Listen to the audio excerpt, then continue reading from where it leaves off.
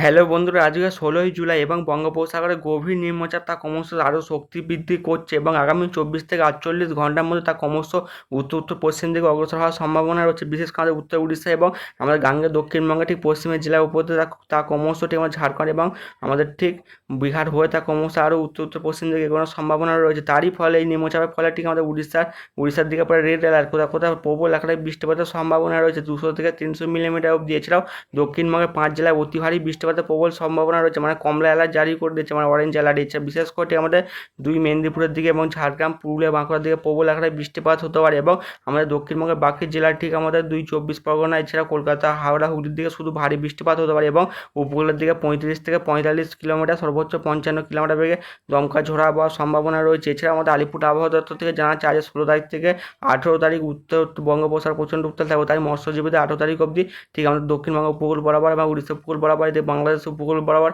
একদম যেতে নিষেধ করেছে, মানে প্রচণ্ড উত্তাল থাকতে পারে এবং আমাদের উপকূলের দিকে প্রচণ্ড আকারে দমকা ঝোড়া হওয়ার ফলে নোনা জল ঠিকানা উপকূলের তীরবর্তী অঞ্চলগুলোর দিকে ঢুকে যাওয়ার সম্ভাবনা রয়েছে। তার ফলে চাষবাসের ব্যাপক ক্ষয়ক্ষতি হতে পারে। এছাড়াও আমাদের আলিপুর আবহাওয়া দপ্তর থেকে জানা যাচ্ছে ঠিক আমাদের 15 তারিখের দিকে তুমুল বৃষ্টিপাত হচ্ছে উড়িষ্যার বেশ কিছু অঞ্চলে এবং সেই মতো ঠিক আমাদের গাঙ্গেয় দক্ষিণবঙ্গে বৃষ্টি মানে হয়নি, মানে আজকে 16 তারিখ, আজকে 16 এবং 17 তারিখের মধ্যে দক্ষিণবঙ্গে বৃষ্টিপাত আসতে চলেছে। বিশেষ করে আমাদের আলিপুর আবহাওয়া দপ্তর থেকে জানা যাচ্ছে যে আগামী 24 ঘন্টার মধ্যে ঠিক আমাদের পূর্ব রাজ্যের ঠিক কয়েকটি মানে অঞ্চল ঠিক আমরা অরুণাচল প্রদেশ, আসাম, মেঘালয়, নাগাল্যান্ডের দিকে, এছাড়া আমাদের অরুণাচল প্রদেশের দিকে ভারী বৃষ্টিপাতের সম্ভাবনা রয়েছে। সঙ্গে 30 থেকে 40 কিলোমিটার গতিতে দমকা ঝোড়া বইতে পারে। এছাড়াও আমাদের দক্ষিণ ভারতের তামিলনাড়ু, অন্ধ্রপ্রদেশ, কেরালার দিকে এবং মাহের বেশ কিছু অঞ্চল, এছাড়া মহারাষ্ট্রের দিকে বজ্রবিদ্যুৎ সহ বিক্ষিপ্ত হারে বৃষ্টিপাত হতে পারে। এছাড়াও আমাদের গাঙ্গেয় দক্ষিণবঙ্গে যদি বর্ষা সক্রিয় হয় তার ফলেই বৃষ্টির পরিমাণ অনেকটা বাড়ার সম্ভাবনা রয়েছে, নয়তো বৃষ্টিপাতের পরিমাণ অনেকটাই কম থাকতে পারে এই নিম্নচাপে। বিশেষ করে আজকে দুপুর থেকে নিম্নচাপটি ক্রমশ আমাদের গাঙ্গেয় দক্ষিণবঙ্গের অবস্থার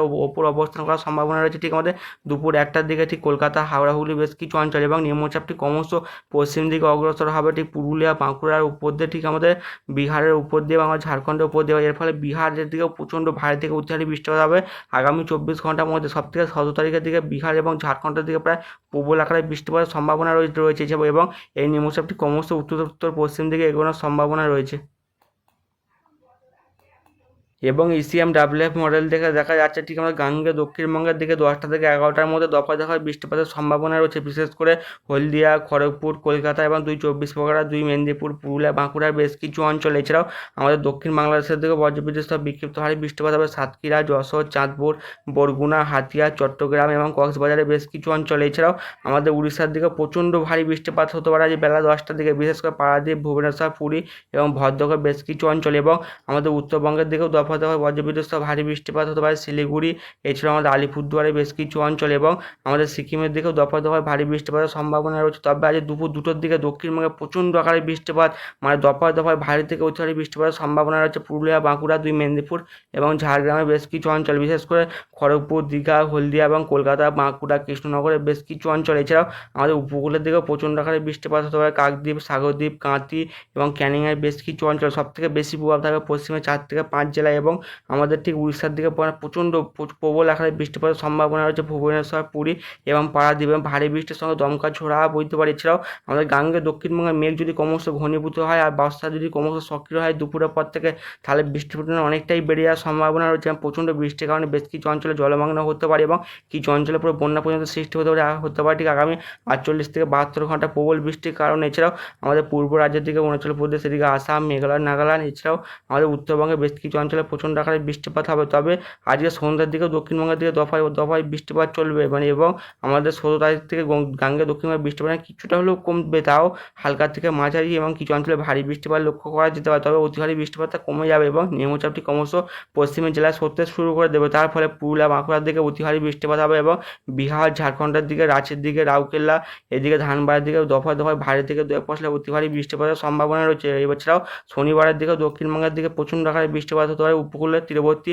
ঠিক 2 জেলা, 24 পরগনা, কলকাতা, হাওড়া, হুগলি বেশ কিছু অঞ্চল এবং 18 তারিখ থেকে দক্ষিণবঙ্গের বৃষ্টির পরিমাণ একদম কমে যাবে। তবে রবিবার থেকে আবার উপকূলের দিকে বৃষ্টির পরিমাণ কিছুটা হলেও বাড়তে পারে এবং আরেকটি ঘূর্ণাবর্ত তৈরি হওয়ার সম্ভাবনা রয়েছে ঠিক 22 থেকে 23 তারিখের দিকে। এর ফলে 23 তারিখের দিকে দক্ষিণবঙ্গের দিকে আবার ভারী থেকে অতি ভারী বৃষ্টিপাত হবে। যে ঘূর্ণাবর্তটি 22 তারিখে সৃষ্টি হবে দক্ষিণবঙ্গের উপর, তা ক্রমশ শক্তি বৃদ্ধি করে একটি সুস্পষ্ট নিম্নচাপে পরিণত হতে পারে ঠিক 23 থেকে 24 তারিখ নাগাদ। তার ফলে দক্ষিণবঙ্গে 24 তারিখে মানে প্রচণ্ড বা তুমুল থেকে অতি তুমুল তুমুল বৃষ্টিপাতের সম্ভাবনা রয়েছে। 25 তারিখ থেকে আবার বৃষ্টিপাতের পরিমাণ একদম কমে যাওয়ার সম্ভাবনা রয়েছে, মানে একের পর এক দুর্যোগ দক্ষিণবঙ্গে আসার সম্ভাবনা রয়েছে।